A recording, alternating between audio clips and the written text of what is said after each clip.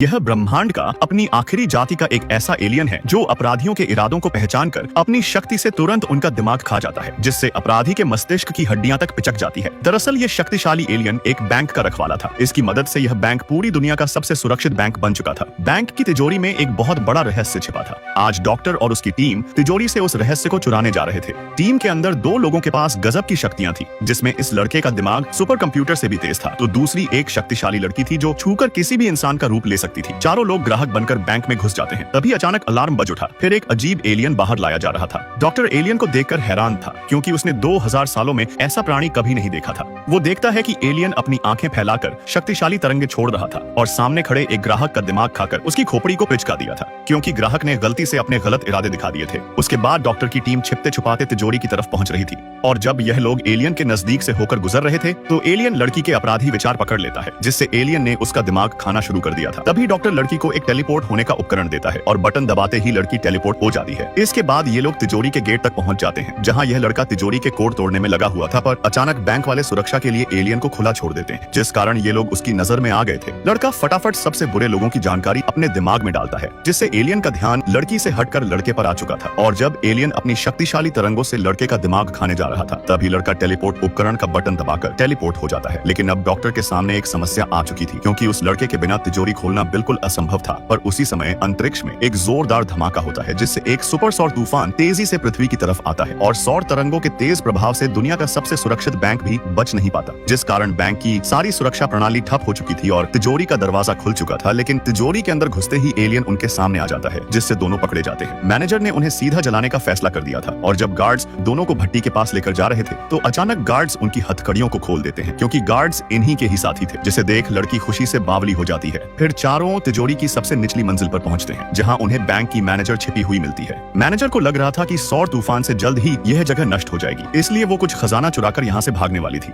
तभी डॉक्टर एक गुप्त दरवाजा खोलता है, जिसके अंदर एक और एलियन कैद था। दरअसल मैनेजर खजाने के लिए एलियन को अपहरण करके उसके साथी एलियन को मजबूर कर रही थी। इस प्रजाति के एलियन केवल यह दो ही बचे थे, इसलिए डॉक्टर एलियन को आजाद कर टाइम मशीन से दोनों एलियंस को वापस उनके ग्रह पर छोड़ देता है। स्कूल के कुछ हरामी लड़के दो बच्चों को तंग कर रहे थे। हरामी लड़का उनकी डॉल उठा लेता है, पर तभी अचानक उसकी पेंट अपने आप खुल जाती है। लड़का डॉल को जमीन पर पटक कर पेंट को तुरंत ऊपर कर रहा था, पर तभी डॉल लड़के की पेंट फिर से उतार देती है। ये देख कल्लू भाई और मोटू हंसने लगे थे। हरामी लड़का अपनी पेंट को ऊपर ही नहीं कर पा रहा था, उसकी पेंट बीच में ही अटक चुकी थी, और जब डॉल हरामी लड़के की इज्जत सड़क पर उछाल रहा था, तभी कल्लू और मोटा भाई डॉल को ट्रॉली में डालकर साइकिल से भागने लगते हैं। लेकिन हरामी लड़कों की टोली भी साइकिल से उनका पीछा करने लगी थी। दोनों बच्चे तेजी से साइकिल दौड़ा रहे थे। तभी डॉल उठकर अपनी शक्ति से पानी का पाइप खींचता है और सड़क के सामने सीधा कर देता है, जिससे टकराकर तीनों हरामी लड़के नीचे गिर जाते हैं। ये देख कल्लू और मोटू हैरान थे। फिर जैसे ही हरामी लड़का खड़ा होता है, तभी डॉल अपनी शक्ति से उसकी पेंट दोबारा खोल देता है। उसके बाद घर लौटकर दोनों लड़के बहन को जादुई डॉल के बारे में सब कुछ बताते हैं। लेकिन बहन को केवल यही लग रहा था कि दोनों कोई कहानी सुना रहे हैं, जिसे सुनने के बाद बहन मोटू को कपड़े प्रेस करके समेटने का काम दे देती है। कमरे में आने के बाद डॉल अचानक बोलने लगी थी, जिसे देख मोटू डर जाता है और अपने दोस्त कल्लू भाई को तुरंत घर पर बुलाता है। पहले कल्लू को भी मोटे की बातों पर यकीन नहीं हो रहा था, लेकिन जैसे ही कठपुतली ने बोलना शुरू किया तो उसकी पेंट भी गीली हो जाती है। कठपुतली उसे अपने साथ रखने के लिए धन्यवाद बोलता है और बदले में उनके काम में मदद करने का वादा करता है। वो अपनी शक्तियों से कपड़े को समेट कर रख सकता था और बड़ी आसानी से उनके स्कूल का होमवर्क भी कर देता था।